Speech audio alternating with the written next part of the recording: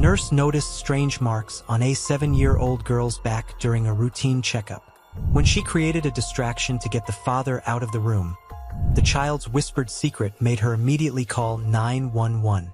The gray light of a May November filtered through the frosted windows of Bayside Community Clinic, casting long shadows across the worn linoleum floor. Olivia Fletcher tucked a strand of auburn hair behind her ear as she reviewed the day's patient schedule. 7 appointments before lunch, including a routine physical for Harper Bennett, the 7-year-old daughter of William Bennett, one of Oak Ridge's most prominent citizens. Olivia sipped her lukewarm coffee and sighed. Her 15 years as a pediatric nurse had taught her to see beyond the surface of things. Children's bodies told stories that their voices often couldn't or wouldn't. Some mornings, like today, the weight of that responsibility felt particularly heavy. "Rough night?" Dr. Thomas Reynolds asked as he passed, his white coat pristinely pressed despite the early hour. "Caleb had a math test. We were up until 11, Olivia replied, referring to her 15-year-old son. "He's struggling with algebra this semester. Single parenting isn't for the faint of heart," Reynolds said with a sympathetic nod. His eyes drifted to the schedule in her hand. "Ah, the Bennett appointment. William just donated new equipment to the pediatric wing at County General. Man's a godsend for this town." Olivia nodded noncommittally. William Bennett's generosity was legendary in Oak Ridge. Since his wife Rebecca's tragic death 3 years ago, a fatal fall down the stairs in their waterfront mansion, he channeled his grief into community philanthropy. New playground equipment at the elementary school, renovations to the public library, annual scholarships for graduating seniors, all while raising his daughter alone. A perfect picture of devoted fatherhood. Oak Ridge's golden widower. "I'd better get started on the Martinez twins," Olivia said, gathering her files. "Their mother swears they've caught every virus circulating in the kindergarten." By 11 o'clock, Olivia's feet ached and her patience was wearing thin. She'd handled 2 cases of strep throat, a sprained wrist, and a child who'd inserted a pea so far up his nostril that Dr. Reynolds had been called in for the extraction. She was reviewing Harper Bennett's file when the front desk called. "The Bennetts are here, Maggie," the receptionist announced. "And Mr. Bennett wants to know how long the appointment will take. He has a meeting at 1. "Tell him we'll be as efficient as possible," Olivia replied, studying the girl's chart. Harper was small for her age. Her immunizations were current, but her previous appointments noted she was quiet and reserved. Weight in the 20th percentile. Olivia frowned at a notation from 6 months ago. Multiple bruises on shins and forearms. Father reports patient is clumsy and falls often. The note was initialed by another nurse who'd since left the practice. Collecting her clipboard, Olivia stepped into the waiting room. "Harper," she called. A small figure rose from behind a magazine, her thin shoulders hunched forward beneath a navy blue wool coat. Harper Bennett had her mother's heart-shaped face and wide-set eyes. Olivia remembered Rebecca from community events before her death. The child's light brown hair was pulled back in a tight, immaculate braid, not a strand out of place. William Bennett stood beside his daughter, one hand resting on her shoulder. He was handsome in a polished way, his silver-flecked dark hair expertly cut, his camel hair coat speaking of money and taste. His smile didn't quite reach his eyes. "Ms. Fletcher," he said, extending his hand. His grip was firm, controlling. "We're running a bit behind schedule today. I hope we can move things along." "We'll do our best, Mr. Bennett," Olivia replied evenly. She crouched down to Harper's level. "Hello there. Do you remember me from your last checkup?" The child nodded almost imperceptibly, her eyes fixed on the floor. "Harper, what do we say?" William prompted, his fingers tightening slightly on her shoulder. "Hello, Miss Fletcher," the girl whispered. "Let's get your height and weight first," Olivia said, leading them to the examination room. She noted how Harper walked carefully, as if testing each step before committing her weight to it. The caution of a child accustomed to treading on uncertain ground. In the examination room, Olivia took Harper's vital signs while William answered most of the preliminary questions. No, Harper hadn't been ill recently. Yes, she was doing well in school, top of her class in reading. No allergies, no medications beyond a children's multivitamin. Harper, why don't you hop up on the scale so we can check your weight? Olivia suggested. The child glanced at her father before complying. 68 centimeters. Still below average, but she'd gained 4 pounds since her last visit. Good job growing, Olivia said warmly. Now I need you to change into this gown so Dr. Reynolds can examine you properly. The opening goes in the back. I'll help her, William said quickly. I can do it, Daddy, Harper said, her voice barely audible. William's jaw tightened momentarily. All right, but be careful with your clothes. Fold them neatly. Mr. Bennett, while Harper changes, could I ask you to fill out this developmental questionnaire? Olivia held out a clipboard with forms. It helps us track her cognitive and emotional milestones. He hesitated, clearly reluctant to leave his daughter alone with the nurse. It will only take a minute, Olivia added. You can sit right outside the door if you'd prefer. Something flickered across William's face. Annoyance, perhaps, before his practiced smile returned. Of course. He took the clipboard and stepped into the hallway. As soon as the door closed, Olivia turned to Harper. Do you need help with your sweater? The child was already carefully removing her clothing, each garment folded with mechanical precision.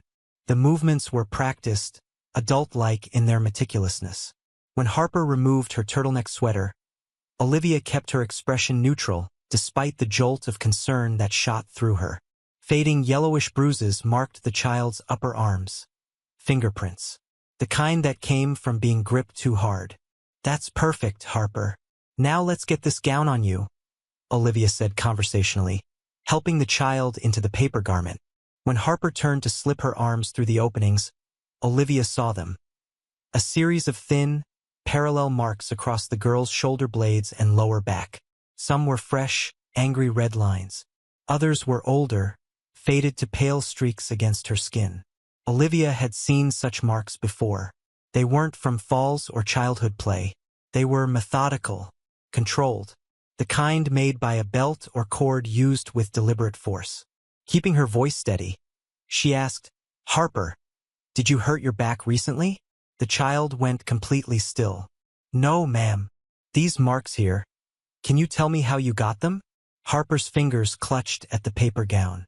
I'm not supposed to talk about it. A knock at the door made them both start. Everything all right in there? William called, his voice pleasant but carrying an undercurrent of tension. Almost ready, Olivia called back.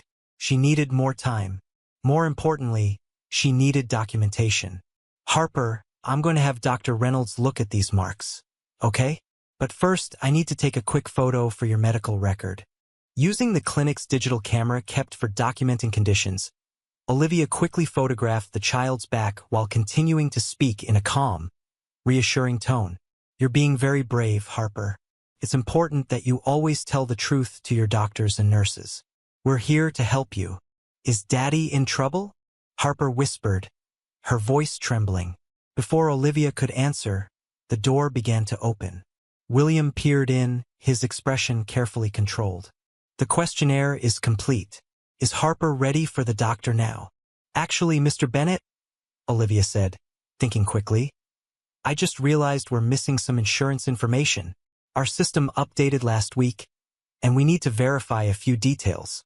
Could you speak with Maggie at the front desk? I'll stay with Harper until you return. William's eyes narrowed slightly. Is that really necessary right now? It would be helpful, Olivia replied, meeting his gaze steadily. It should only take a few minutes, and then we can proceed with the examination. For a moment, Olivia thought he might refuse. Then he nodded curtly. I'll be right back, Harper. Remember what we talked about this morning. The child's shoulders hunched further as her father left the room. As soon as his footsteps receded, Olivia knelt in front of Harper. Harper, sweetheart, I need you to tell me about these marks on your back. Did someone hurt you? Tears welled in the girl's eyes. She looked toward the door, then back at Olivia. When she spoke, her voice was so faint that Olivia had to lean closer to hear. Daddy gets angry when I'm bad.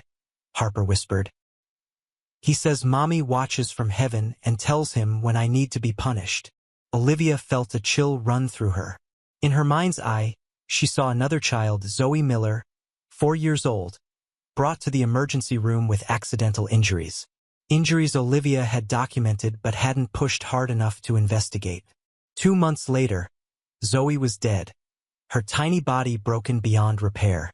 Never again, Olivia had promised herself. Harper, listen to me, she said gently. No one should hurt you like this, not even your daddy. What he's doing is wrong. The child's eyes widened in fear. You can't tell him I said anything. He'll know I was bad again. You haven't been bad, Harper. You've been very, very brave. Olivia reached for the examination room phone. I need to call some people who can help make sure you're safe. As she dialed 911, Olivia kept her eyes on Harper, who sat perfectly still, her small hands folded in her lap. The dispatcher answered. This is Olivia Fletcher, pediatric nurse at Bayside Community Clinic, she said quietly. I need to report suspected child abuse. I have a 7-year-old female patient with visible injuries consistent with physical punishment. The alleged abuser is the father, who is currently in the building. The dispatcher asked several questions, which Olivia answered concisely, keeping her voice low. Officers are en route, the dispatcher finally confirmed. Please keep the child with you and do not confront the father. Olivia hung up and turned back to Harper, whose face had gone pale. Some police officers are coming to talk to us, she explained gently. They help children who are hurt. Daddy says police only take away bad children, Harper whispered. That's not true, sweetheart. Police help children who are in danger. Olivia heard footsteps in the hallway and tensed. Harper, no matter what happens next, I want you to remember that none of this is your fault. The door opened, and William Bennett stood in the threshold, his expression darkening as he took in his daughter's tearful face and Olivia's protective stance. What's going on here? He demanded. Mr. Bennett, Harper has some concerning injuries that we need to discuss, Olivia said, positioning herself between the man and his daughter. William's face flushed with anger. She bruises easily. It's a medical condition. These aren't bruises, Mr. Bennett. They're marks consistent with deliberate physical punishment. William took a step forward, his composure slipping. How dare you suggest? He was interrupted by a knock at the open door. Dr. Reynolds stood there, looking confused, with 2 police officers behind him. What's happening? Dr. Reynolds asked. Mr. Bennett, these officers say they were called about your daughter? There's been a misunderstanding, William said smoothly, his mask of control sliding back into place. Ms. Fletcher has apparently mistaken some marks from Harper's horseback riding lessons for something sinister. Harper doesn't mention horseback riding in any of her previous appointments, Olivia countered, holding her ground. One of the officers, a woman with short blonde hair and watchful eyes, stepped forward. I'm Detective Grace Patterson. We received a report of possible child abuse. I'll need to speak with everyone involved. William's face hardened. This is outrageous. Do you know who I am in this community? Sir, please lower your voice, the male officer said firmly. Detective Patterson turned to Olivia. Nurse Fletcher, is there somewhere private we can speak with the child? Dr. Reynolds interjected. My office is available. He looked deeply uncomfortable, caught between his prominent benefactor and his professional obligations. This is absurd, William protested. I demand to be present for any questioning of my daughter. Sir, that's not how this works, Detective Patterson replied calmly. We'll need to speak with Harper alone first and then with you. A social worker is on her way to assist with the process. Olivia gathered Harper's clothes. Let me help you get dressed, and then you can talk to Detective Patterson. As she helped the silent, trembling child, Olivia was acutely aware of William Bennett's cold stare. His carefully constructed facade had cracked, revealing something dark beneath the surface, something that sent a chill of recognition through her. She'd seen that same controlled rage in the faces of other abusers who believed their power made them untouchable. Later, in Dr. Reynolds' office, Harper sat curled in a large armchair while Detective Patterson gently questioned her. Olivia remained present at the child's request, offering silent support. "Harper, can you tell me about the marks on your back?" the detective asked. The child glanced at Olivia, who nodded encouragingly. "Sometimes I'm not good enough," Harper whispered. "Daddy has to correct me when I make mistakes." "What kind of mistakes?" Detective Patterson prompted. "If my room isn't clean enough, or if I spill something, or if I cry about mommy." Her voice grew even softer. "Daddy says big girls don't cry." Through careful questioning, Detective Patterson uncovered a pattern of escalating discipline that had begun after Rebecca Bennett's death 3 years earlier. The belt had been introduced 6 months ago, after Harper had accidentally broken one of her mother's figurines. By the time Harper finished speaking, a social worker named Jessica Wright had arrived. After a brief consultation with the officers and doctors, she explained to Harper that she would be staying with a special family for a few days while the adults sorted things out. "What about my daddy?" Harper asked, her small voice fearful. "Your father will be talking to us too," Jessica explained. "But right now, our job is to make sure you're safe." As Harper was led away by the social worker, Olivia felt the weight of her decision pressing down on her. Through the window of Dr. Reynolds' office, she could see William Bennett in the parking lot, gesturing angrily as he spoke to his lawyer on the phone. He looked up suddenly, catching her eye, and the cold promise in his gaze made her skin crawl. This wasn't over. It had only just begun. By evening, news of William Bennett's confrontation with police had spread throughout Oak Ridge. Olivia sat at her kitchen table, scrolling through local social media posts that were already taking sides. Many expressed shock and support for Harper. Others defended William, suggesting the allegations were exaggerated or that Olivia had overreacted. "Mom!" Caleb stood in the kitchen doorway, his lanky teenage frame silhouetted against the hallway light. "Is it true what they're saying? That you reported Mr. Bennett for beating his kid?" Olivia sighed, setting down her phone. "I reported what I saw, Caleb. I can't discuss the details. Taylor Bennett's posting stuff online, saying you're trying to ruin his uncle's life." Caleb shifted uncomfortably. "He's telling everyone you've got some kind of vendetta. Taylor is hurt and confused. His uncle is family." Olivia patted the chair beside her. "Sometimes doing the right thing isn't popular, Caleb." Her son sat, his worried eyes searching her face. "Are you going to get in trouble?" The question hung in the air, heavy with implications. Olivia thought of Zoe Miller, whose bruises she'd noted but hadn't fought hard enough to investigate further. The inquiry after Zoe's death had cleared her of professional negligence, but she'd never forgiven herself. "I don't know," she answered honestly. "But I do know I couldn't look away. Not again." Her phone rang, an unknown number. Warily, Olivia answered. "Is this the nurse who thinks she can destroy me?" William Bennett's voice was soft, controlled, and chilling. "You've made a serious mistake, Miss Fletcher. I've built this town. When I'm finished, you'll wish you'd never touched my daughter's file." Before she could respond, he hung up. Caleb was watching her, his young face pinched with worry. "Mom? Who was that?" Olivia set the phone down carefully, her hand trembling slightly. "No one important," she lied, forcing a smile. "How about some dinner?" Later that night, after Caleb had gone to bed, Olivia sat alone in her darkened living room. She thought of Harper Bennett, sleeping in a strange home tonight, probably frightened and confused. She thought of William Bennett's threat and of the power he wielded in their small community. And she thought of Zoe Miller's funeral, where she'd stood in the back, watching a tiny white coffin being lowered into the ground, knowing she'd failed to prevent the unthinkable. "Not this time," Olivia whispered to the darkness. "Not this child." Outside, the November wind howled through the trees, rattling the windows of her small house like someone testing the locks, seeking a way in. The fluorescent lights of Bayside Community Clinic seemed harsher than usual as Olivia made her way down the corridor 1 week after Harper Bennett's fateful appointment. Conversations abruptly ceased as she passed the nurse's station. Familiar faces, Colleagues she'd worked alongside for years suddenly found paperwork that required their immediate attention. "Morning," Olivia said to no one in particular. 3 pairs of eyes glanced up, then quickly away. Only Maggie, the front desk receptionist, offered a tight smile.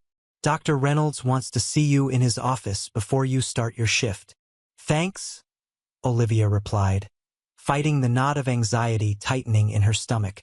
She'd spent the past week in a strange limbo.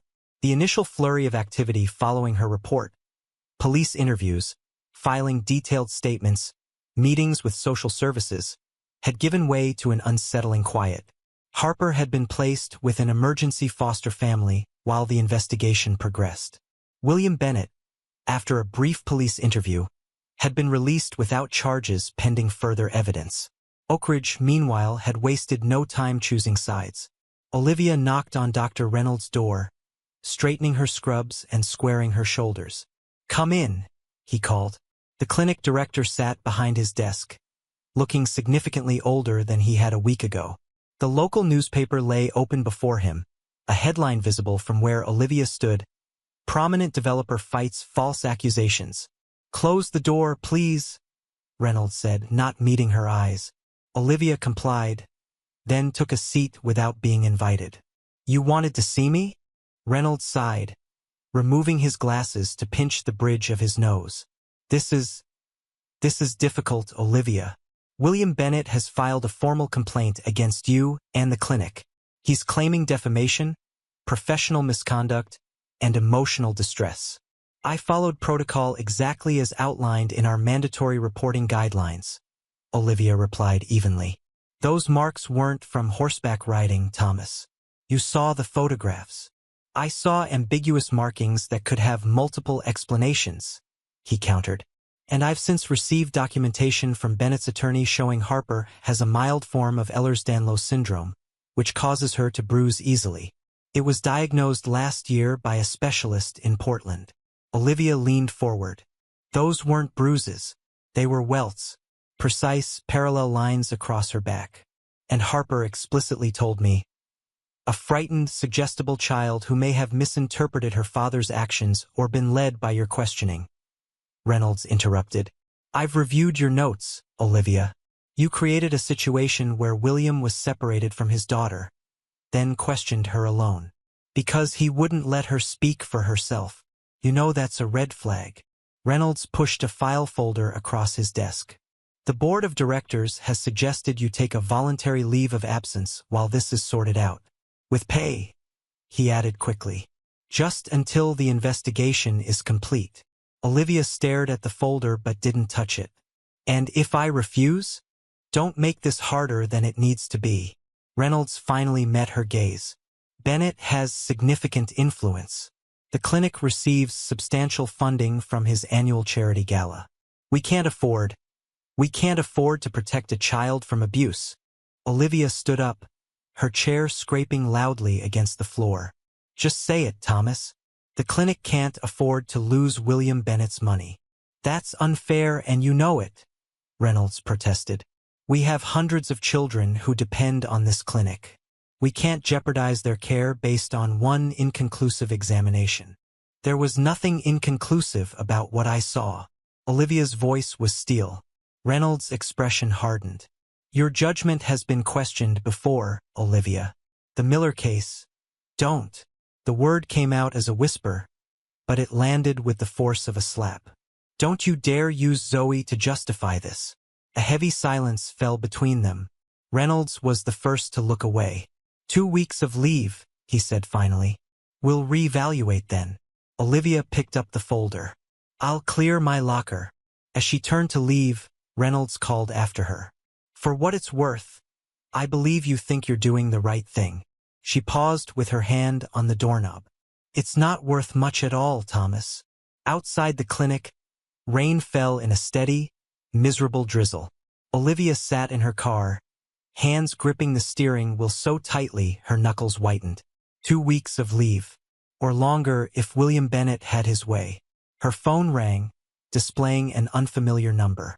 Hesitantly, she answered. Ms. Fletcher? This is Detective Patterson. Olivia felt a flicker of hope. Have there been developments in Harper's case? That's why I'm calling, Patterson replied, her tone carefully neutral. Harper was interviewed again yesterday with a child psychologist present. She's recanted her earlier statement. The hope withered as quickly as it had bloomed. What? She says she made up stories because she was scared of getting in trouble for breaking a vase. Claims the marks on her back came from falling off a pony at her riding lessons. That's William talking, not Harper, Olivia protested. She's terrified of him. She's also missing him. Says she wants to go home. Patterson paused. The social worker is recommending Harper be returned to her father's custody by the end of the week. Jessica Wright? The one who barely spent 10 minutes evaluating Harper's case before declaring her initial statement inconsistent, that social worker.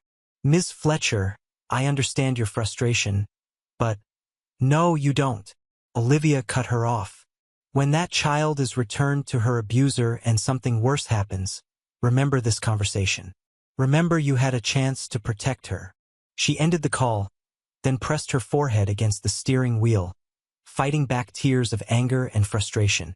The system was failing Harper, just as it had failed Zoe Miller. Her phone chimed with a text message from Caleb. Coming home after school or staying at Dad's again tonight?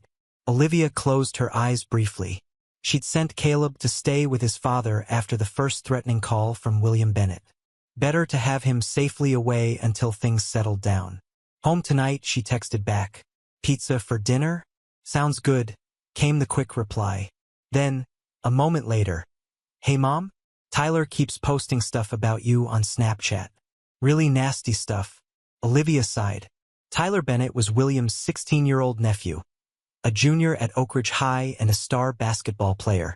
His family's connection to William had made Caleb a target. Just ignore him, she typed. See you tonight. Love you. Love you too. Olivia started her car, deciding to use her unexpected free time to visit the public library. If the official channels weren't taking Harper's case seriously, perhaps she needed to build a stronger case herself. The Oak Ridge Public Library occupied a stately Victorian building on Main Street, its oak doors bearing a brass plaque. Renovated through the generous support of the Bennett Family Foundation. Olivia grimaced at the irony. Inside, she sought out the newspaper archives, requesting microfilm copies of local papers from 3 years ago, the time of Rebecca Bennett's death.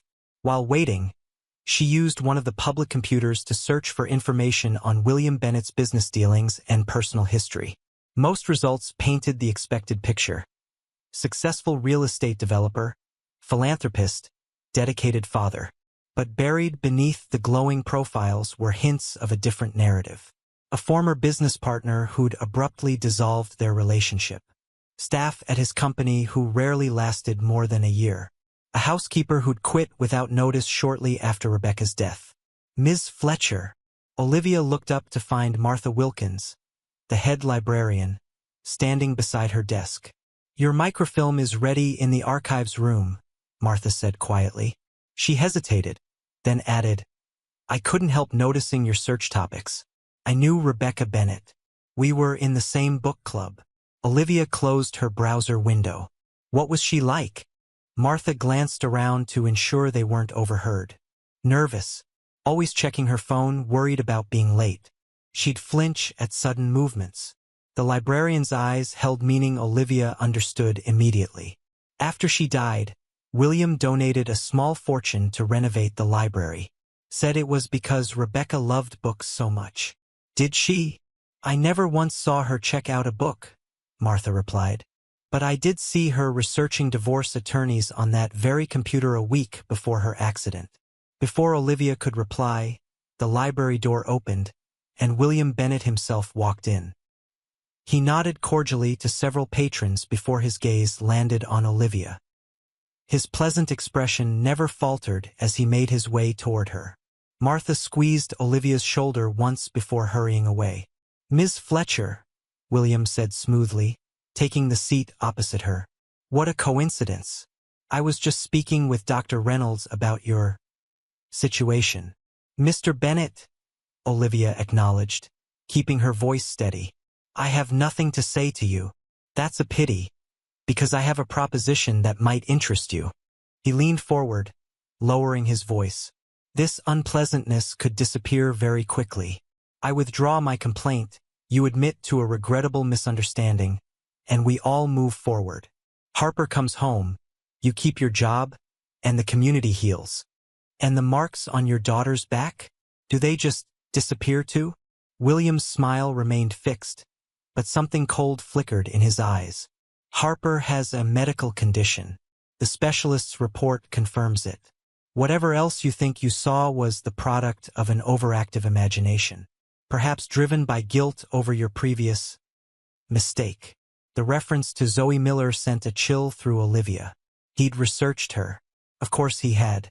Why would I feel guilty about reporting legitimate concerns? She countered. That's my job. Your job. William nodded thoughtfully. Yes, a job you're quite passionate about. Passionate enough to overlook evidence that contradicts your theories. Like you did with the Miller child. His voice was soft, almost sympathetic. How devastating to lose your credibility twice. I doubt many clinics would hire a nurse with that record. The threat was clear. Olivia fought to keep her expression neutral. Are you finished? William stood, buttoning his expensive coat. Think about my offer, Ms. Fletcher. For everyone's sake. He paused. Especially your sons. Teens can be so vulnerable to social pressure. I understand Caleb's already having a difficult time at school. As he walked away, Olivia sat frozen, her hands trembling with anger and fear. William Bennett had just threatened her son, all while maintaining the demeanor of a concerned citizen having a friendly chat.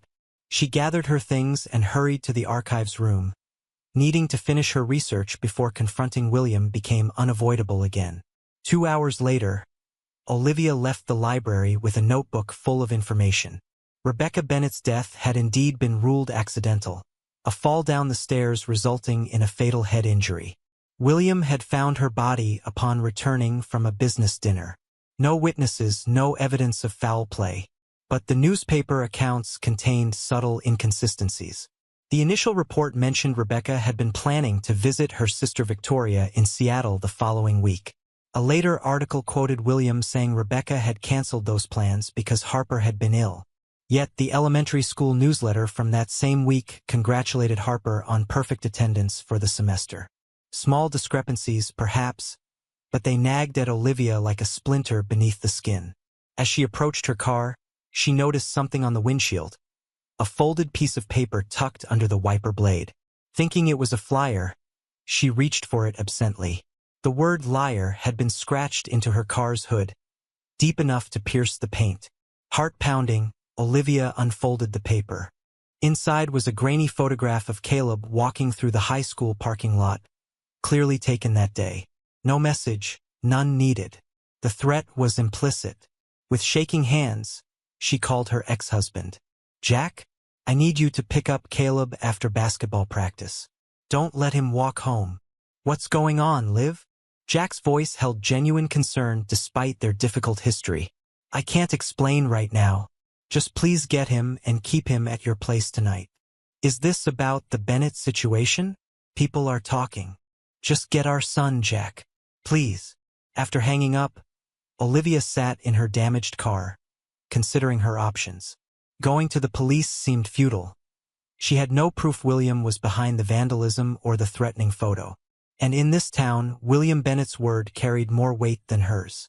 She needed allies, and evidence that couldn't be dismissed. The next morning, Olivia drove to Portland, to the offices of the state's Child Protective Services. She'd requested a meeting with the regional supervisor, hoping to find someone outside William Bennett's sphere of influence. The meeting proved disappointing. Without new evidence, there was little they could do to prevent Harper's return to her father.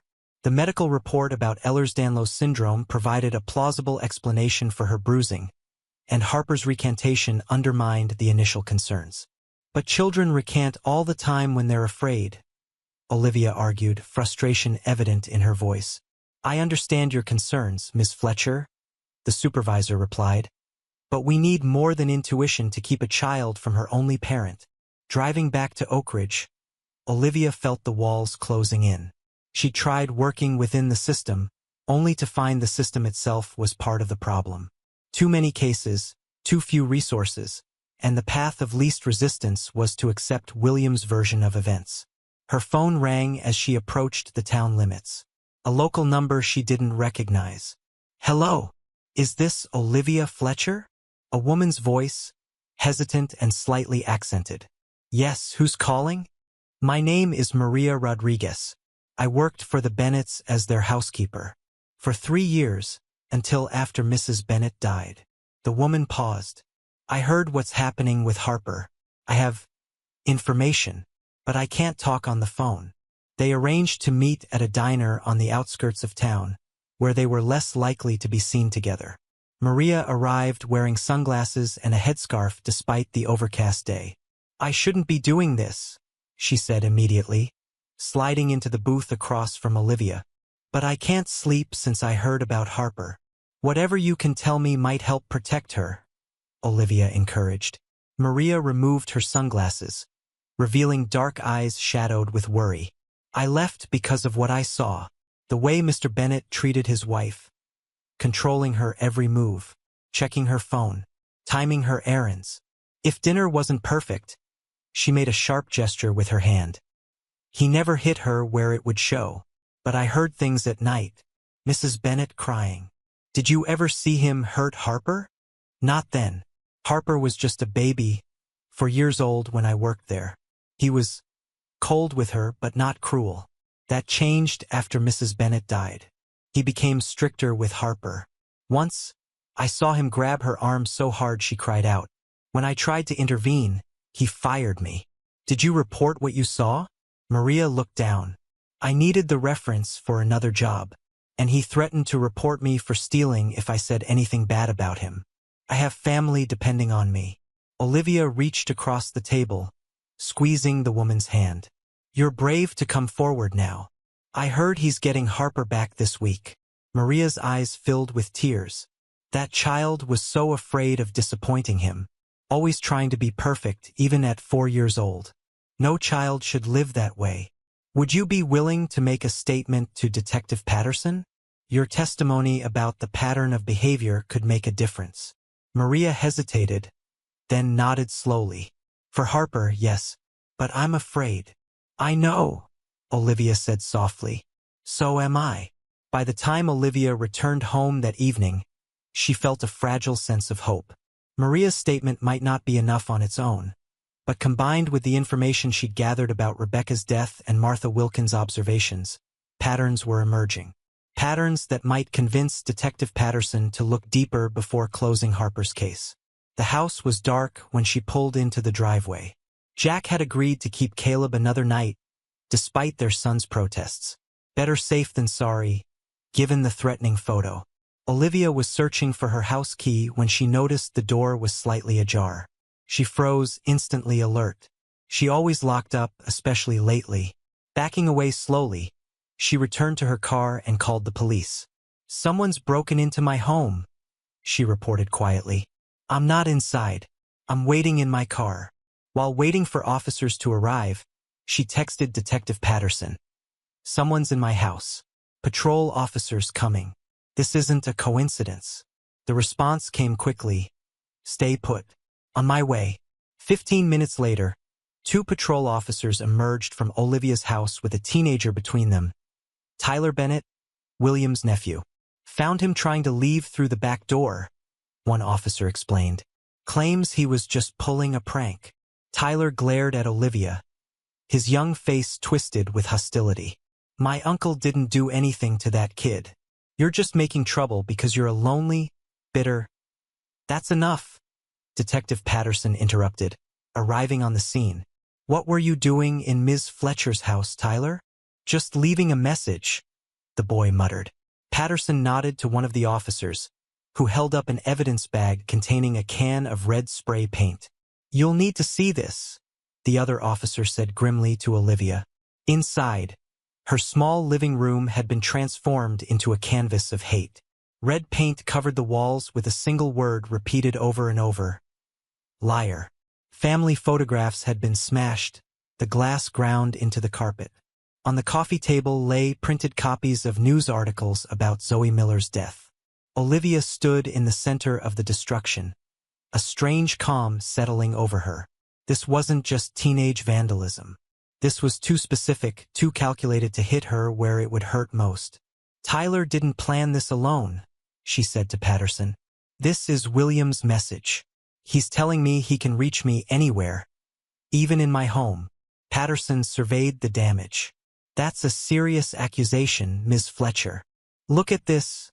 Olivia pointed to the articles about Zoe. "Tyler Bennett is 16 years old. He wouldn't know about a case from 5 years ago unless someone told him where to look, what to find." "We'll question him," Patterson promised. "In the meantime, is there somewhere else you can stay tonight?" Olivia thought of Jack and Caleb's cramped apartment, of the spare rooms of friends who were now keeping their distance. "I'll figure something out. I can have an officer drive past periodically through the night if you stay," Patterson offered. "I appreciate that," Olivia replied, though she doubted it would make much difference. William Bennett had made his point. He could get to her whenever he wanted. After the officers left with Tyler, taking photographs and evidence, Olivia began the grim work of cleaning up. She was sweeping broken glass when her phone rang. "Hello, Miss Fletcher? This is Victoria Bennett, Rebecca's sister." The voice was crisp, decisive. "I just arrived in Oak Ridge and heard about what's happening with Harper. We need to talk." They met an hour later at the Harborview Hotel, where Victoria Bennett had checked in under her maiden name. Victoria was tall and elegant, with the same heart-shaped face as her niece, though her eyes were sharper, more guarded. "Thank you for coming," Victoria said, gesturing Olivia into the hotel room. "I've been following the situation from Seattle. When I heard they were planning to return Harper to William, I knew I had to intervene." "Why haven't you been in Harper's life before now?" Olivia asked, unable to keep the challenge from her voice. Victoria's expression tightened. "William obtained a restraining order against me shortly after Rebecca's death, claiming I was emotionally unstable, and my presence was distressing to Harper during her time of grief." Her bitter laugh held no humor. "The truth is, I was asking too many questions about how my sister really died." She crossed to her suitcase and removed a folder. "Rebecca called me the night before she died. She was planning to leave William and bring Harper to stay with me. She'd consulted a divorce attorney and was gathering documents." Victoria's voice caught. "She told me she was afraid of what William might do when he found out." "Did you tell the police this?" "Of course.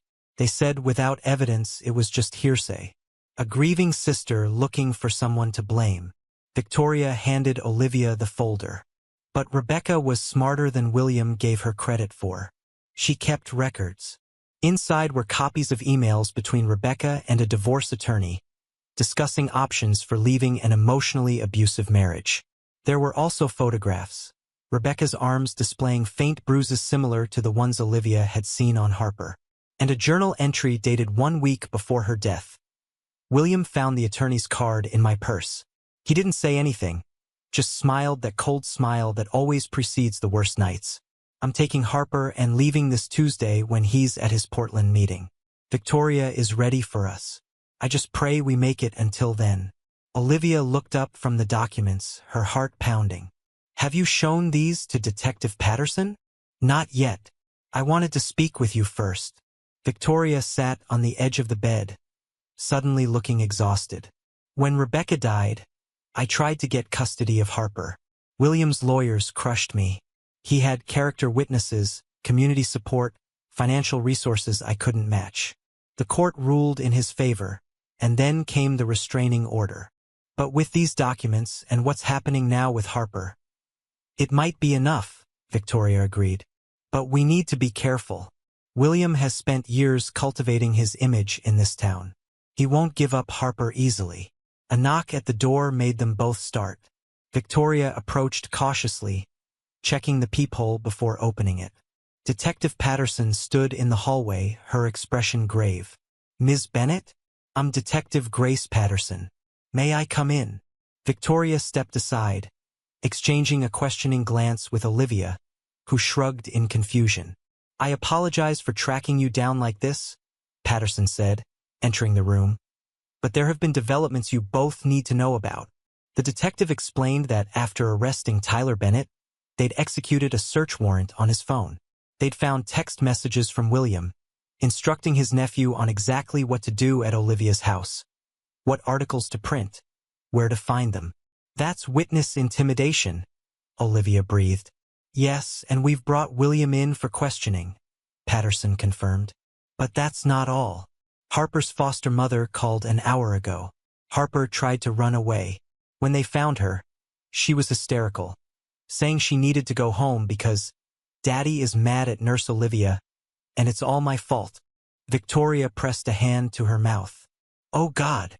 "Harper eventually calmed down enough to speak with a therapist," Patterson continued. "She revealed that William had visited her at school yesterday, a visit authorized by social services as part of the reunification process. He told her that if she didn't tell everyone she had made up stories about being hurt, he would make sure something bad happened to the nurse who had tried to help her." Olivia felt a chill run through her. "He used me to threaten her." "Harper's therapist believes she's now ready to tell the truth about the abuse," Patterson said. "Between her new statement, the intimidation evidence from Tyler's phone, and—" she gestured to the folder Victoria still held. "Whatever you were about to show me, we may have enough to open a formal investigation into Rebecca Bennett's death as well as the current allegations." Victoria handed over the folder. "My sister was planning to leave him. These are her records." Patterson reviewed the documents quickly, her professional demeanor cracking slightly as she read Rebecca's final journal entry. "This changes everything," she said quietly.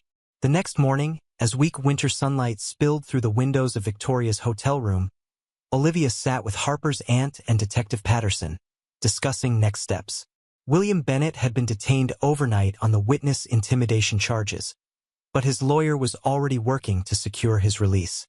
"Harper needs to be moved immediately," Victoria insisted. "Somewhere William can't find her while this plays out."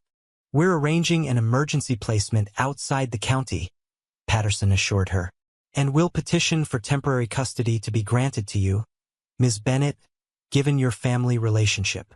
Olivia's phone rang, Jack's number. "Jack, is everything okay with Caleb?" "We're fine," her ex-husband replied, his voice tight with concern. "But there's something you should know. Someone broke into my apartment last night while Caleb and I were asleep. They didn't take anything, but they left something on Caleb's bed." Olivia's blood ran cold. "What was it?" "Harper's teddy bear. The one she's always carrying in the photos in the newspaper. There was a note pinned to it that said, 'Children should be with their fathers.'" The phone nearly slipped from Olivia's suddenly numb fingers. William had found a way to threaten her son even while in police custody. He had allies, people willing to act on his behalf. "Jack, take Caleb and go to your mother's in Augusta. Now, don't tell anyone where you're going." After explaining the situation to Patterson, Olivia felt a strange, calm resolve settle over her. William Bennett had crossed a line. He'd threatened not just her career, her reputation, or her safety, but her child. "I want to testify," she told Patterson, "about everything I've seen and heard. No holding back." The detective nodded solemnly. "We'll need to move quickly." Bennett's lawyer is claiming this is all a conspiracy against his client. A disturbed nurse with a history of false allegations, a jealous sister-in-law, and an impressionable child being manipulated by the system. "That's absurd," Victoria protested. "It's effective," Patterson countered, "especially in a town where Bennett has spent years building his reputation. People want to believe the man they thought they knew." As if to illustrate her point, Olivia's phone chimed with a news alert from the local paper. "Community rallies behind Bennett. Candlelight vigil planned to support wrongfully accused father." Victoria read the headline over Olivia's shoulder and made a sound of disgust.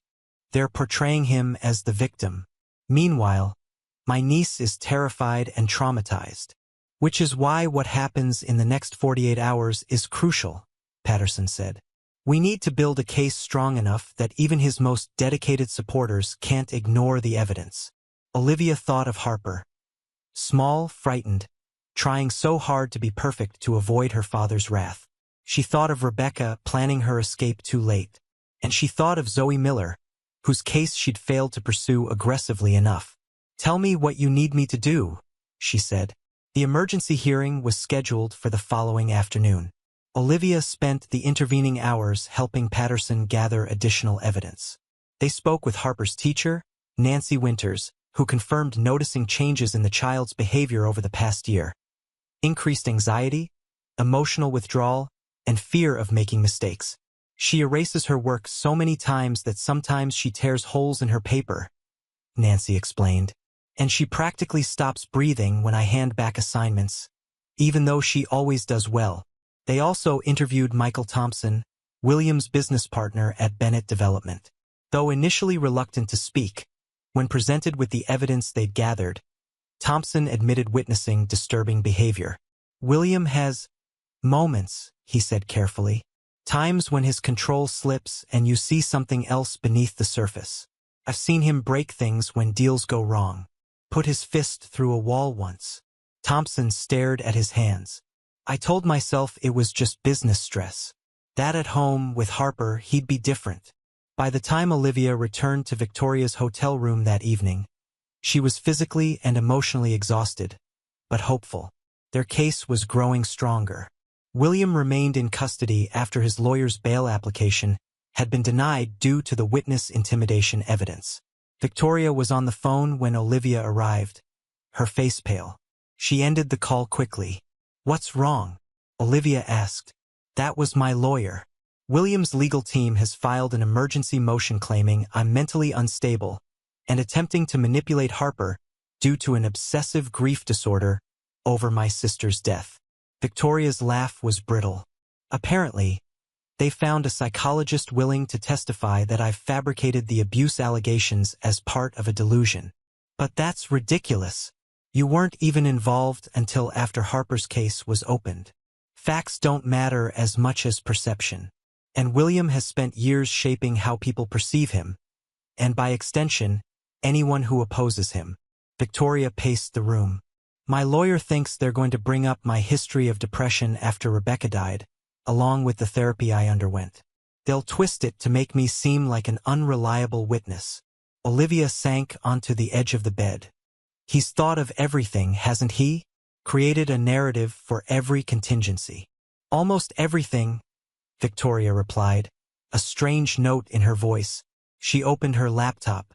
"But he doesn't know about this." On the screen was an email from a digital forensic specialist. He'd managed to recover deleted files from a flash drive Victoria had found among Rebecca's belongings after her death. "Rebecca was recording him," Victoria said quietly, "for months before she died." The audio files were labeled by date. Victoria clicked on one, and Rebecca Bennett's voice filled the room. Tense, frightened, but determined. "It's October 15th. William lost a development deal today. When he came home, he blamed me for not properly ironing his lucky shirt.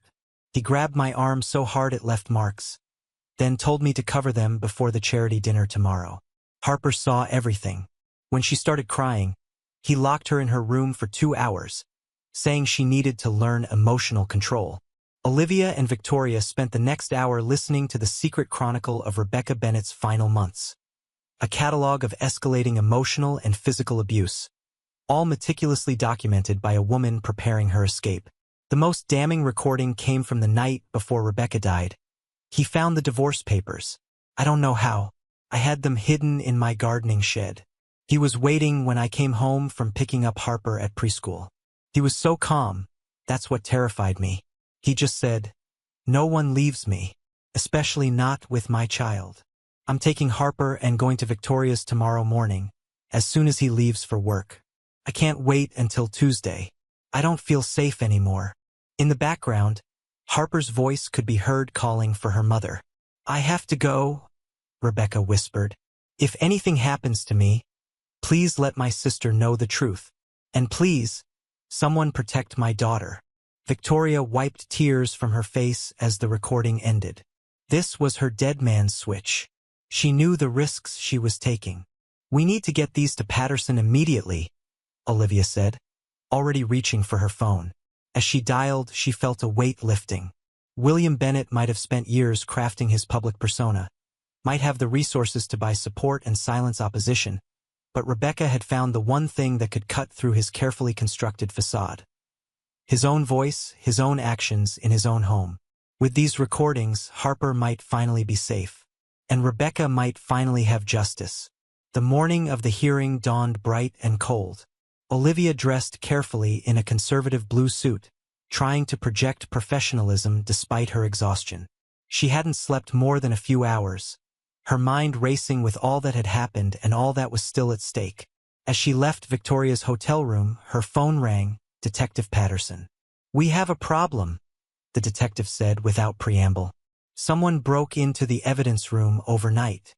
The flash drive with Rebecca's recordings is missing." Olivia stopped in the middle of the hotel corridor, her stomach plummeting. "How is that possible?" "We're investigating, but it appears to be an inside job. Someone with access to the secure area." Patterson's voice was tight with controlled fury. "We had already transferred the files to a secure server, so we still have the evidence, but defense will argue chain of custody has been compromised." "William has people inside the department," Olivia realized aloud. "It appears so, and there's more. Dr. Eleanor Barnes, Harper's therapist, received threats against her family last night. She's withdrawn from the case." Olivia leaned against the wall, fighting a wave of despair. Every time they made progress, William found a way to undermine it. "The hearing is still on," Patterson continued. "But be prepared. It's going to be ugly." The Oak Ridge County Courthouse was divided even before the proceedings began. On one side of the marble hallway stood supporters of William Bennett, many wearing blue ribbons with the words, "Bring Harper home." On the opposite side, a smaller group had gathered, people who believed Harper's story, believed Olivia. Olivia was surprised to see Maggie from the clinic among them, along with Martha Wilkins from the library.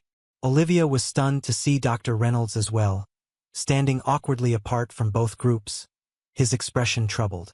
Victoria met her at the courthouse steps, accompanied by her attorney, a steely-eyed woman named Diane Blackwell. "We're still going forward with the recordings," Diane explained in a low voice. "I've submitted a motion explaining the evidence tampering and requesting the court consider the copied files. It's a long shot, but we have to try." Inside the courtroom, William Bennett was already seated at the defense table, impeccably dressed in a charcoal suit that probably cost more than Olivia made in a month. He didn't turn when they entered, but Olivia could sense his awareness of their presence. Judge Howard Finley, a stern man in his 60s with a reputation for running a tight courtroom, called the proceeding to order. "This is an emergency hearing to determine temporary custody arrangements for Harper Bennett," he announced. "I understand there are serious allegations being made against the father, William Bennett, and counterclaims of fabrication and manipulation. I'll hear from all parties, but I remind everyone that the welfare of the child is the court's only concern." William's attorney, James Cordell, presented their case first, painting William as a devoted single father being persecuted by an overzealous nurse with a troubled professional history and a vindictive sister-in-law seeking to replace him in Harper's life. The medical evidence clearly shows Harper Bennett suffers from Ehlers-Danlos syndrome, which causes her to bruise easily, Cordell argued smoothly. Ms. Fletcher either negligently or deliberately misinterpreted these marks as signs of abuse, causing tremendous trauma to both Harper and her father. When Olivia was called to testify, she felt the weight of the entire courtroom's attention. William's supporters glared openly, while others watched with wary uncertainty. "Ms. Fletcher," Cordell began his cross-examination, "isn't it true that 5 years ago, you were involved in a case where you failed to properly identify and report suspected abuse, resulting in the death of 4-year-old Zoe Miller?" Olivia took a deep breath. "I documented my concerns about Zoe's injuries, but I failed to push hard enough for an investigation. I've carried that regret every day since." "And isn't it possible that your overzealous response to Harper Bennett's case was driven by guilt over your previous failure? That you saw abuse where none existed because you were determined not to make the same mistake twice?" "No," Olivia replied firmly. The marks on Harper's back were not from Ehlers-Danlos syndrome. They were deliberate injuries inflicted with an object like a belt or cord. And Harper herself confirmed this. A frightened child who later recanted, Cordell countered. A child who admits she made up stories because she was afraid of getting in trouble for breaking a vase. A child who recanted after her father threatened her. Olivia shot back. Harper told her therapist that William warned her something bad would happen to me if she didn't change her story. Cordell smiled thinly. Hearsay, Your Honor. Miss Fletcher, Judge Finley interjected. Do you have any evidence beyond your own observations to support these serious allegations? Yes, Your Honor, Victoria's attorney answered, standing. We have audio recordings made by Rebecca Bennett before her death, documenting a pattern of abuse by William Bennett toward both her and Harper. William's head snapped up, his carefully maintained composure slipping for the first time. Cordell immediately objected. Your Honor, we've received no notice of these alleged recordings, and our understanding is that evidence connected to this case was tampered with overnight. A murmur ran through the courtroom. Judge Finley frowned. Ms. Blackwell, what do you know about this evidence tampering? The original flash drive containing Rebecca Bennett's recordings was stolen from police evidence last night, Diane explained. However, digital copies had already been made and authenticated by forensic experts. The theft itself suggests consciousness of guilt. That's outrageous speculation, Cordell protested. For the next hour, arguments flew back and forth about the admissibility of the recordings. Eventually, Judge Finley ruled they could be played, not as definitive evidence, but as context for the court to consider. As Rebecca Bennett's voice filled the courtroom, documenting William's controlling behavior and physical abuse, Olivia watched the faces around her. Some of William's supporters looked uncomfortable, doubt creeping into their expressions. Others seemed to harden in their resolve, as if rejecting evidence that contradicted their belief in the man they thought they knew.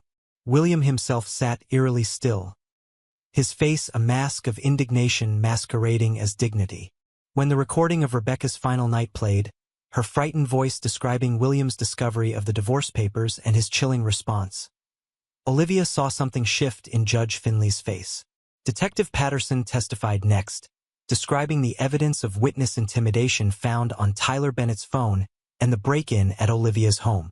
In my professional opinion, Patterson concluded, there is a clear pattern of controlling and threatening behavior consistent with the abuse allegations. Victoria took the stand last, her composure remarkable as she described her sister's increasing fear in the months before her death. Rebecca called me the night before she died, Victoria testified. She said she was bringing Harper to stay with me the next morning. She was terrified of what William might do when he realized they were gone. And yet you never reported these concerns until now? Cordell pressed during cross-examination.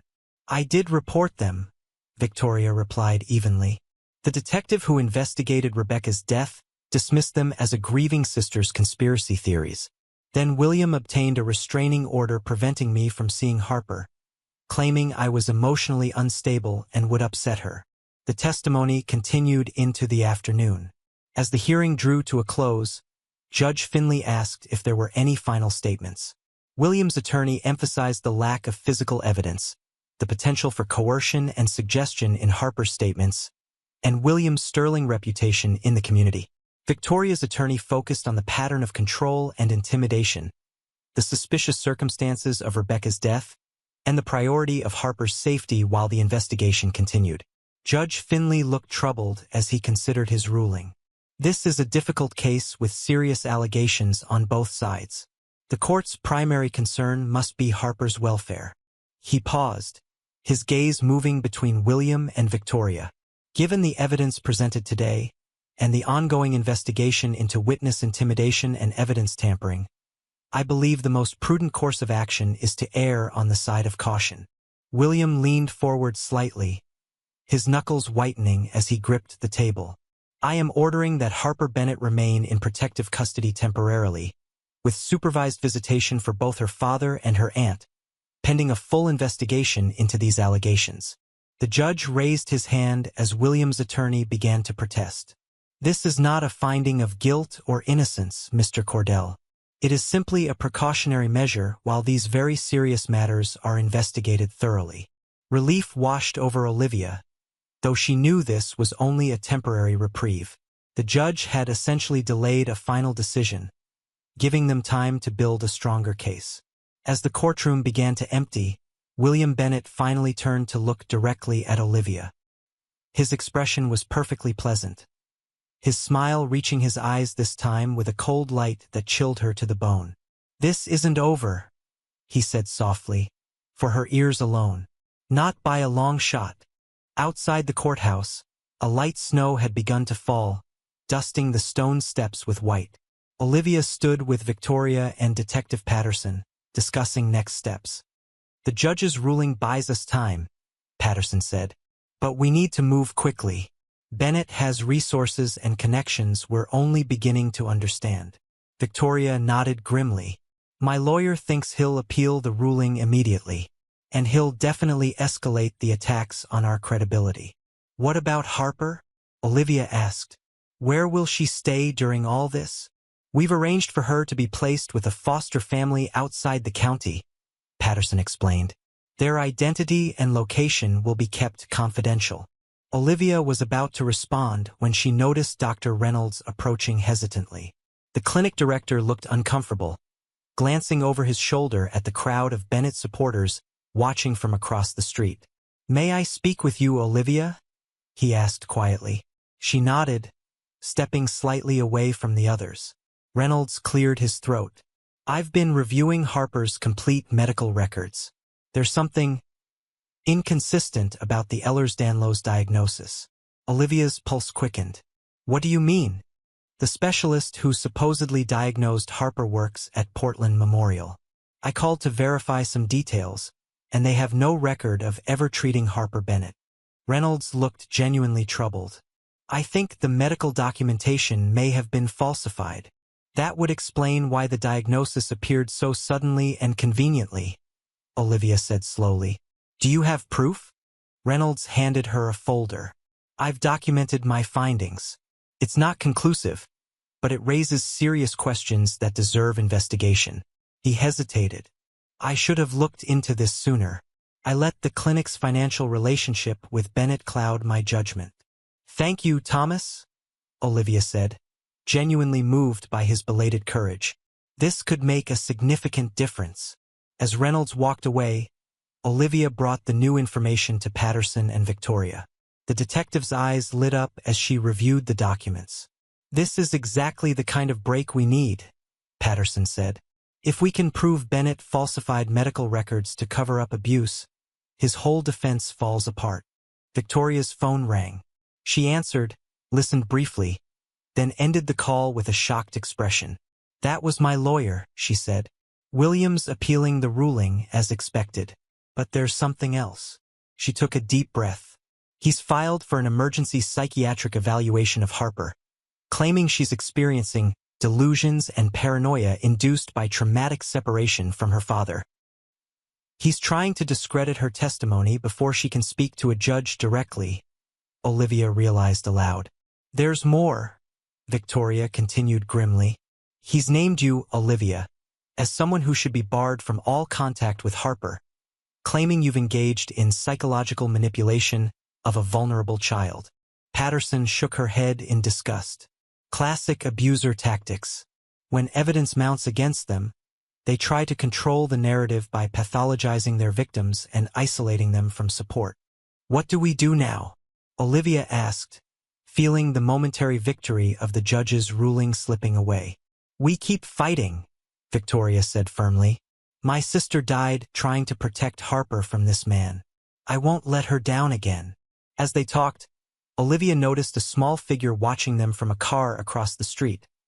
Michael Thompson, William's business partner. Their eyes met briefly before he quickly drove away. "I think," Olivia said slowly, "we might have another potential ally, someone who knows William's true nature better than most." The snow fell harder as they made plans, a white curtain gradually obscuring the courthouse where Harper's fate would ultimately be decided.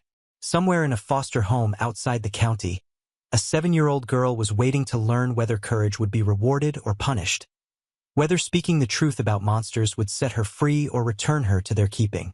Olivia thought of Harper's whispered confession in the examination room, of Rebecca's desperate recordings, of her own promise after Zoe Miller's death. Different women, different children, connected by the same thread of frightened courage. "No matter what William does next," she said quietly, "we won't let Harper down." Victoria squeezed her hand, a gesture of solidarity between two women who had glimpsed the darkness behind William Bennett's perfect facade and refused to look away. The final battle for Harper's safety, and perhaps justice for her mother, was just beginning. The 2 weeks following the emergency hearing passed in a blur of legal maneuvers, threats, and small victories. William Bennett's appeal had been denied, keeping Harper in protective custody, but his campaign to discredit Olivia and Victoria intensified with each passing day. Olivia stood at her kitchen window, watching the December rain turn to sleet against the glass. Her house felt different now, violated by the break-in, tainted by the hatred scrawled across her walls. Even though she'd repainted, she could still see the word liar bleeding through like a ghostly accusation. Her phone chimed with a text from Caleb. "Can I come home yet?" Her heart ached. Caleb was still staying with Jack at his mother's house in Augusta, missing school, friends, his normal life. "Not yet, sweetheart," she replied. "Just a little longer." She didn't tell him about the dead bird she'd found on her doorstep that morning, its neck broken, a child's hair ribbon-tied around its lifeless body. Another message from William or one of his supporters. Another reason to keep her son away. The doorbell rang, startling her. She approached cautiously, peering through the peephole to see Detective Patterson standing on her porch, collar turned up against the sleet. "Thanks for coming," Olivia said, letting her in. "I know you're taking a risk being seen here." Patterson removed her wet coat. "William Bennett doesn't own the police department, despite what he might think." Her expression was grim. "Though he certainly has influence in places I wouldn't have expected." "Any progress identifying who stole the flash drive?" "Not yet, but we're building the case without it." Patterson accepted the mug of coffee Olivia offered. "That's actually why I'm here. Michael Thompson contacted me this morning." Olivia's pulse quickened. "William's business partner? The one who testified about his volatile temper?" Patterson nodded. "He wants to speak with us. Says he has information about Rebecca's death that he's been afraid to share until now." "Why the change of heart?" "Apparently, he's been following the case closely. The hearing testimony made him realize he might be protecting a child abuser." Patterson's expression softened slightly. "Sometimes people need to see others taking a stand before they find their own courage." An hour later, they met Thompson at a diner 20 miles outside Oak Ridge, where they were unlikely to be recognized. The businessman looked haggard, with dark circles under his eyes and a nervous habit of checking over his shoulder every few minutes. "I should have come forward 3 years ago," he began without preamble. "But William convinced me it was an accident, and I wanted to believe him." "What happened the night Rebecca died?" Patterson asked gently. Thompson stared into his untouched coffee. "William and I had a business dinner in Portland that night, or that was the plan. But he canceled at the last minute, said he needed to handle something at home." His hands trembled slightly. "The next morning, he called to tell me Rebecca had fallen down the stairs." He sounded calm. Too calm. "Did you know Rebecca was planning to leave him?" Olivia asked. Thompson nodded slowly. "She came to me about a week before, asking if I could help her access some of her investment funds without William finding out. She was scared." He took a ragged breath. "William called me the evening before she died. He was furious, said he'd found divorce papers. He kept saying, 'She thinks she can take my daughter? She thinks she can just walk away?'" Patterson leaned forward. "Are you willing to testify to this?" "Yes." Thompson's voice strengthened. "There's more. After Rebecca died, William asked me to confirm his alibi, to tell police we'd been together at the business dinner. I did it. I've been living with that lie for 3 years." As they left the diner, Patterson looked more hopeful than Olivia had seen her in days. "This could be the breakthrough we need." Combined with Victoria's evidence and the recordings, we might have enough for an arrest warrant. Will Harper have to testify? Olivia asked, the question that had been weighing on her mind. Eventually, yes, but we'll make it as gentle as possible. Patterson hesitated. There's something else you should know. William's lawyers are pushing hard for Harper's psychiatric evaluation. They found a doctor willing to suggest her statements are the result of manipulation and suggestion. Dr. Reynolds' evidence about the falsified medical records is compelling but not conclusive. Williams claiming Reynolds has joined your vendetta because of romantic interest. Patterson grimaced. It's a ridiculous claim, but it muddies the waters. Olivia felt the familiar weight of frustration settling on her shoulders. He's always one step ahead. Not always, Patterson replied. The hearing didn't go his way, and now we have Thompson's testimony. William Bennett is not invincible. The following day, Olivia met with Victoria and Diane Blackwell at the latter's law office to prepare for the next court appearance. The psychiatric evaluation of Harper had been scheduled for the end of the week, and they needed a strategy to ensure it was conducted fairly. The good news, Diane explained, is that the judge has agreed to appoint an independent evaluator from outside the county, rather than the psychiatrist Williams' team suggested. And the bad news? Victoria asked. Williams' attorneys are demanding he be present during the evaluation. They're claiming he has a right to know what his daughter is saying about him. Olivia shook her head in disbelief. That would completely intimidate her. She'd never speak freely with him there. Exactly why they want it, Diane confirmed. We're fighting it, of course. But the office door burst open, and Diane's assistant rushed in, her face pale. Turn on the news. Channel 6. They crowded around the small television in the corner of the office. The local news was showing live footage of the Oak Ridge County Courthouse, where police cruisers and an ambulance were parked haphazardly on the front steps. Details are still emerging, the reporter was saying, but we can confirm there was an incident during a supervised visitation between William Bennett and his daughter Harper. Sources tell us the child became severely distressed and attempted to flee the courthouse before collapsing. Mr. Bennett is currently being questioned by police. Victoria's hands flew to her mouth. Harper, we need to get to the hospital. Olivia was already grabbing her coat, her heart pounding with fear and a terrible sense of validation. She'd known William would eventually show his true nature when pushed far enough. At Oak Ridge Memorial Hospital, they found Detective Patterson outside the pediatric ward, deep in conversation with a doctor. She broke off when she saw them approaching. What happened? Victoria demanded. Is Harper all right? Physically, yes, Patterson assured them. She's sedated now, but the doctor says she's stable. What triggered this? Olivia asked. Patterson's expression darkened. William had his first supervised visitation today. According to the social worker present, everything seemed fine initially. They were drawing pictures together. Then William whispered something to Harper when the social worker stepped away briefly to take a phone call. Whatever he said caused Harper to panic. She tried to run from the room and collapsed in the hallway, hyperventilating. What did he say to her? Victoria pressed. Harper hasn't been able to tell us yet. But before she was sedated, she was repeating one phrase over and over. Don't hurt Nurse Olivia. I'll be good. Olivia felt a chill run through her. He threatened me to control her again.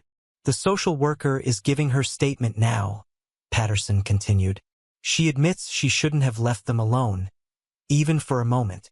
William is claiming Harper misunderstood something innocent, he said. That her reaction shows she's unstable. Unstable?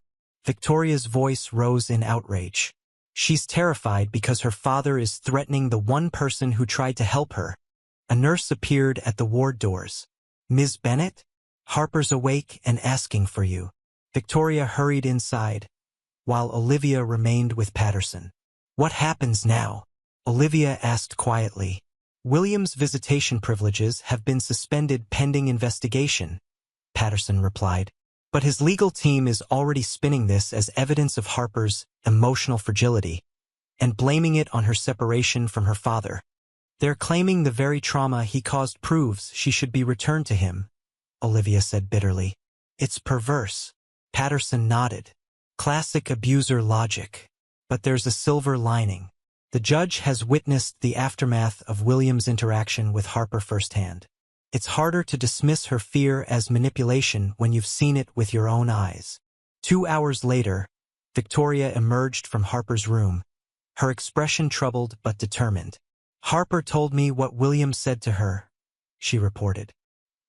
He showed her a drawing of a house with smoke coming from it and told her that if she said bad things about him to the doctors or the judge, he would make sure Olivia's house caught fire while she was sleeping. Olivia felt her blood run cold. He specifically threatened to burn down my house? He was careful with his words. Said it as a story about a nurse who told lies and what happened to her. But the message was clear, especially to a 7-year-old. Patterson's jaw tightened. That's witness intimidation through a child. I'm going to push for his visitation to be permanently revoked. Victoria hesitated. There's something else. Harper's asking to see Olivia. Me? Olivia was surprised. Is that allowed? I cleared it with her doctor, Victoria explained. She's worried about you. Needs to see you're okay. Stepping into Harper's hospital room, Olivia was struck by how small the child looked in the adult-sized bed. Harper's face lit up when she saw Olivia, relief flooding her features. You're not hurt, she whispered. Olivia approached the bed carefully, sitting in the chair beside it. I'm perfectly fine, Harper. No one has hurt me. The child studied her face intently, as if looking for evidence of injuries. Daddy said. Your daddy was trying to frighten you, Olivia said gently. Sometimes adults say scary things that aren't true because they want to control how others behave. Harper's small hand reached for Olivia's. I got scared and couldn't breathe. That happens sometimes when we're very frightened. The doctors call it a panic attack. Am I in trouble for running away? Not at all, Olivia assured her. You were trying to protect yourself. That was very brave. Harper's eyes filled with tears. I don't want to see Daddy again. He gets so angry when no one's watching. He says if I tell, no one will believe me because he's important and I'm just a little girl. Olivia squeezed her hand gently. I believe you, Harper. Detective Patterson believes you. Your Aunt Victoria believes you. And now, others are starting to believe you too. Even the judge? Especially the judge, Olivia confirmed. That's why he's making sure you don't have to see your daddy again until it's safe. Harper fell silent, her small face thoughtful. Finally, she asked in a whisper, if I tell the judge everything, will Daddy go to jail? It was the question Olivia had been dreading, the impossible weight placed on a child's shoulders. The burden of testifying against her own father. I don't know, sweetheart, she answered honestly. But what I do know is that whatever you decide to do, you won't be alone. Your aunt will be with you. I'll be with you if you want me to be. And your safety is what matters most. Harper nodded slowly, her eyes growing heavy as the sedative in her system pulled her back towards sleep. As her eyelids fluttered closed, she murmured, I want to be brave like Mommy. And like you. Olivia sat with the sleeping child for a long while, watching her chest rise and fall in the peaceful rhythm of slumber. The trust Harper had placed in her felt both precious and terrifying, a responsibility she couldn't fail. Outside the hospital room, she found Victoria and Patterson deep in conversation. The judge has called an emergency hearing for tomorrow morning, Patterson informed her. After today's incident, he wants to reassess the custody situation immediately. Will Harper need to be there? Olivia asked. No, not tomorrow. This is just to determine immediate next steps while the investigation continues. Patterson looked grim. But eventually, yes. If this goes to trial, for either the abuse charges or Rebecca's death, Harper will almost certainly need to testify. Victoria ran a hand through her hair in frustration. She's 7 years old. Hasn't she been through enough? Unfortunately, the system often requires victims to relive their trauma in order to get justice, Patterson replied. But we'll do everything possible to make it easier for her. As they discussed the upcoming hearing, Olivia's phone buzzed with a text message from an unknown number. She opened it to find a photograph of Caleb playing basketball in what appeared to be her ex-husband's mother's backyard in Augusta. The message below it read, "No one is beyond reach. Drop the case." Her hand shaking, Olivia showed the message to Patterson. "That's it," the detective said firmly. "We're putting you in protective custody until the hearing." William's escalating, which means he's desperate. That's when men like him are most dangerous. Victoria insisted on remaining at the hospital with Harper, while Patterson arranged for Olivia to stay at a hotel under police protection. She also sent officers to Augusta to ensure Caleb and Jack's safety. Alone in the anonymous hotel room that night, Olivia found sleep impossible. Her mind raced with everything at stake: Harper's safety, justice for Rebecca, her own career and reputation, Caleb's well-being. William Bennett had constructed an elegant trap, using his power and influence to twist the very systems designed to protect the vulnerable. Her phone rang shortly after midnight. Detective Patterson. "What's wrong?" Olivia asked immediately, sitting up in bed. "Nothing new," Patterson assured her. "But there's been a development you should know about. Michael Thompson came to the station an hour ago with a banker's box of documents. Financial records from Bennett Development going back 5 years. What do they show? The company is on the verge of collapse. William's been moving money between accounts to create the appearance of solvency, but they're essentially bankrupt. Thompson says William's been growing increasingly erratic as the financial pressure mounted." Olivia processed this new information. So all the philanthropy, the donations, the community projects, smoke and mirrors, Patterson confirmed. A man desperate to maintain his image while his empire crumbled. Thompson believes the final straw was Rebecca's planned departure. Not just losing his wife and daughter, but the potential financial implications of a divorce. Rebecca's family money was keeping the business afloat. It made a terrible kind of sense. William's escalating abuse, his desperation to maintain control over Harper, his aggressive response to any threat to his carefully constructed facade. All of it connected to his crumbling foundation of power.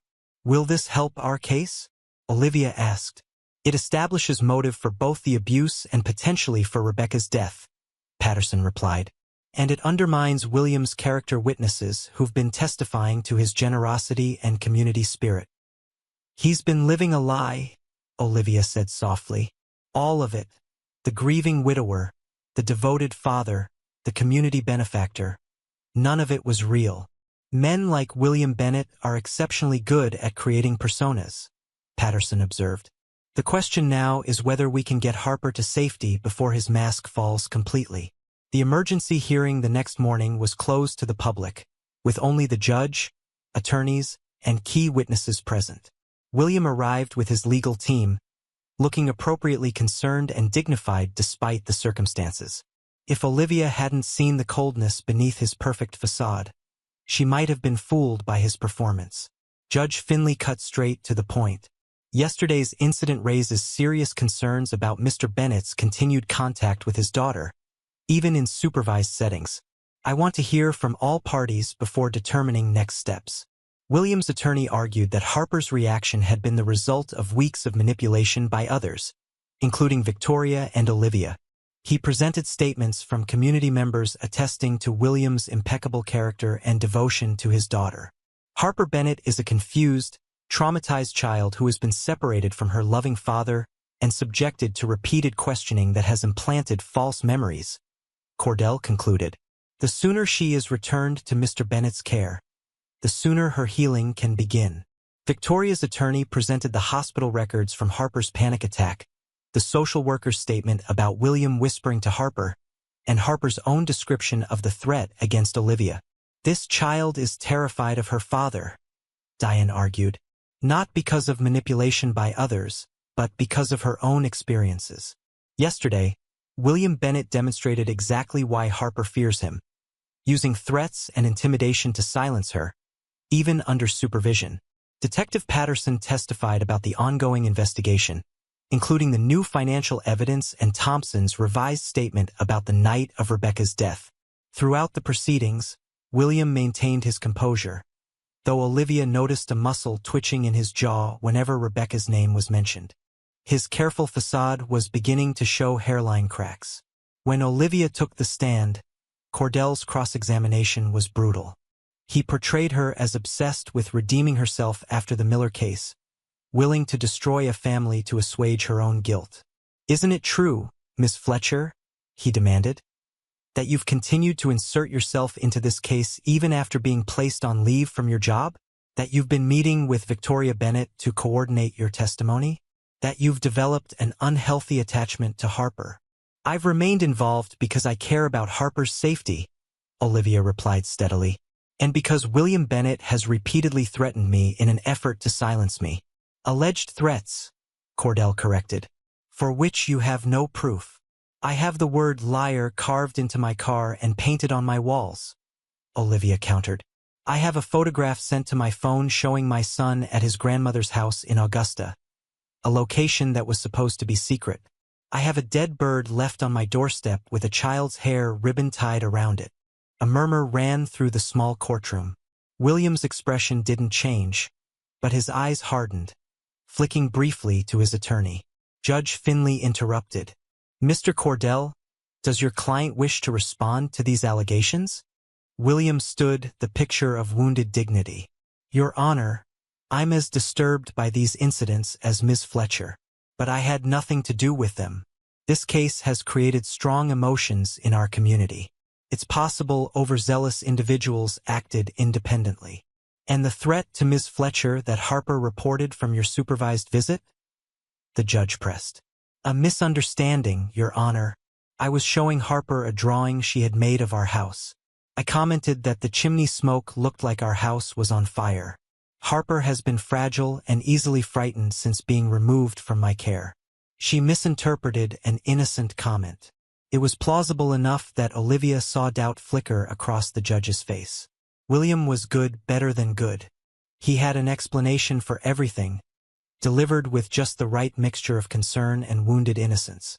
The hearing continued with testimony from Dr. Reynolds about the questionable Ehlers-Danlos diagnosis and from Michael Thompson about William's financial desperation and volatile temper. Finally, Judge Finley called for closing statements. Both attorneys reiterated their positions, William's team emphasizing the lack of definitive evidence and the harm being done to Harper by prolonged separation from her father. Victoria's side focusing on the pattern of threatening behavior and the priority of Harper's safety. "Before I make my determination," Judge Finley said, "is there anything else the court should consider?" Victoria's attorney stood. "Yes, Your Honor.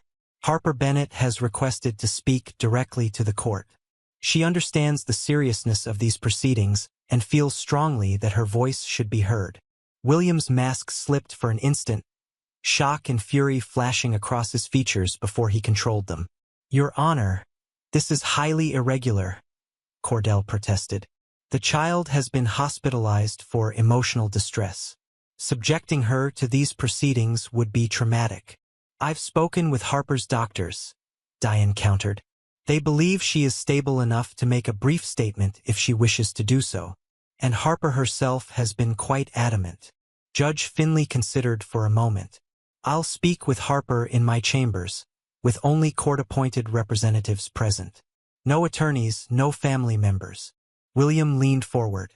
"Your Honor, as her father, I have the right—" "Not in this circumstance, Mr. Bennett," the judge interrupted firmly.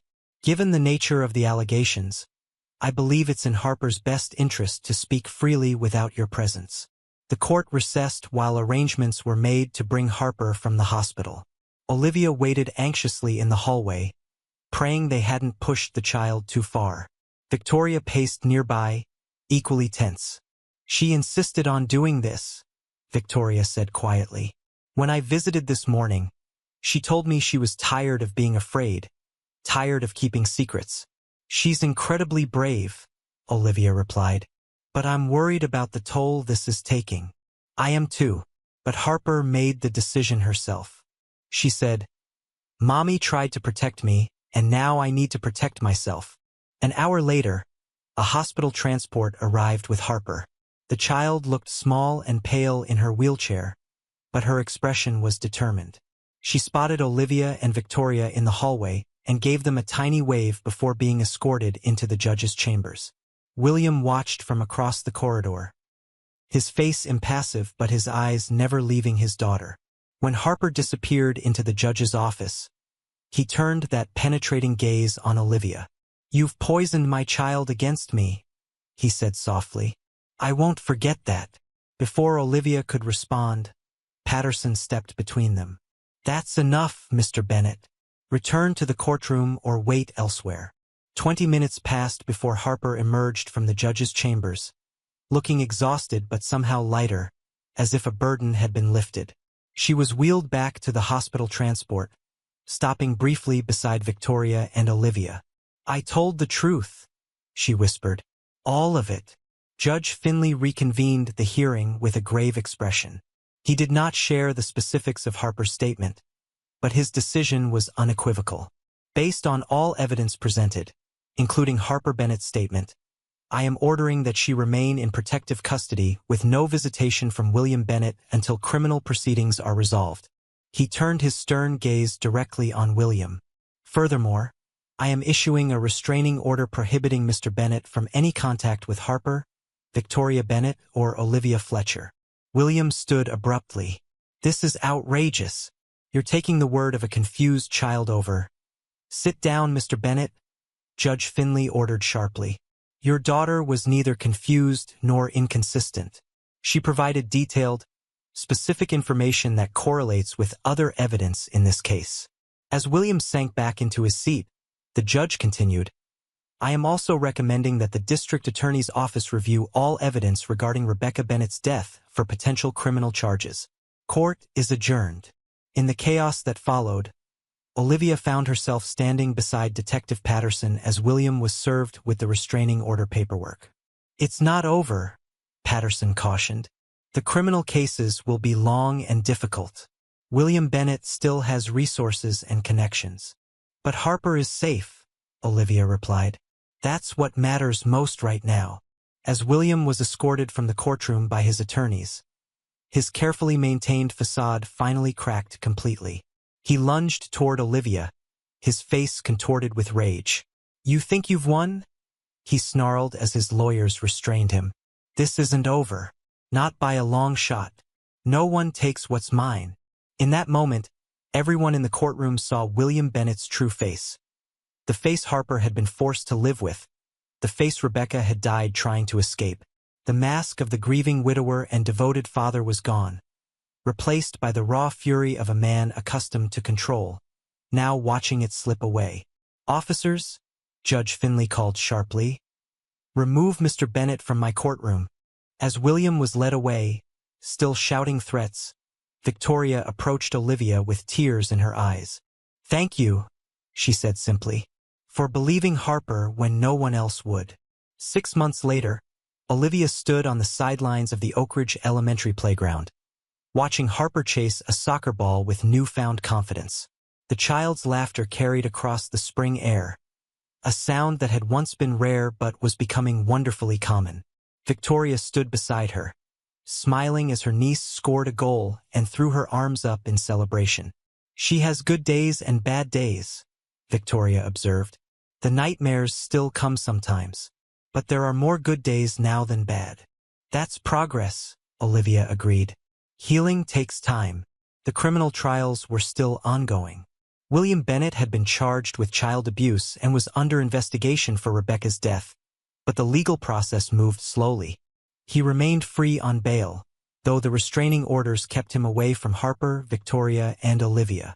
His empire, however, had collapsed completely. Once the financial improprieties came to light, investors had fled Bennett Development. The charities and community projects bearing his name had quietly rebranded. The community that had once celebrated him now whispered about his fall from grace. "Dr. Reynolds called yesterday," Olivia mentioned. "The clinic's board has offered me my job back, with a formal apology. Are you going to accept?" Olivia considered the question. She'd spent the past months working with a child advocacy center in Portland, helping develop better protocols for identifying and reporting suspected abuse. The work was challenging but deeply fulfilling. "I'm not sure," she admitted. Oak Ridge is home, but it's also where a lot of people chose to look the other way when a child needed help. I'm not certain I can forgive that. Victoria nodded in understanding. Harper asks about you all the time. You know? You're her hero. Olivia smiled, watching the child who had whispered a terrible secret to her 6 months ago, now playing in the sunshine without looking over her shoulder in fear. She's my hero too. The courage it took to speak the truth about someone so powerful, someone she loved and feared.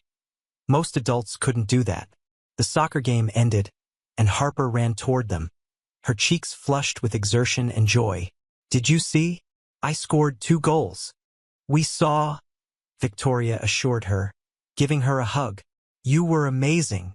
Harper turned to Olivia, her eyes bright. Ms. Olivia, are you coming to my art show next week? I made a special picture for you. I wouldn't miss it for the world, Olivia promised. As Harper ran off to get her backpack, Victoria said quietly. She drew a picture of 3 women holding hands. Rebecca, you, and me. She calls it, My Protectors. Olivia felt tears prick her eyes. She protected herself in the end, by finding the courage to speak. Because you listened, Victoria replied. Sometimes that's all it takes. One person willing to hear the whisper beneath the silence. Harper returned, slipping her small hand into Olivia's as they walked to the parking lot. In the distance, Olivia could see Caleb waiting by her car, kicking a stone idly. He'd finally returned home last month when the immediate danger had passed. Life was finding a new normal, one where whispered secrets were heard, where truth prevailed over power, where a child's voice mattered more than a man's reputation. Ms. Olivia? Harper looked up at her with serious eyes. Do you think other kids like me will be brave enough to tell their secrets too? Olivia squeezed her hand gently.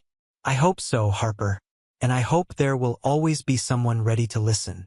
As they reached the car, Caleb straightened up, offering Harper a fist bump that she returned with a smile. These 2 children, both affected by William Bennett's rage in different ways, were healing together, finding friendship in the aftermath of fear. The investigation into Rebecca's death continued, the evidence mounting. Justice moved slowly, but it moved. And in the meantime, Harper Bennett was safe, loved, and learning to trust again. For Olivia, that was enough. The whispered secret that had started everything had been heard, believed, and acted upon. The systems that should protect children had ultimately worked, however imperfectly, because one nurse had refused to look away. As she drove home with Caleb beside her, watching Harper and Victoria grow smaller in the rearview mirror, Olivia thought of Zoe Miller, the child she couldn't save. She'd carried that guilt for years, letting it shape her actions and decisions. Maybe now she could begin to forgive herself. Not forget, never forget, but perhaps find peace in knowing that this time, she'd made the difference. This time, a child's whisper had been loud enough to be heard.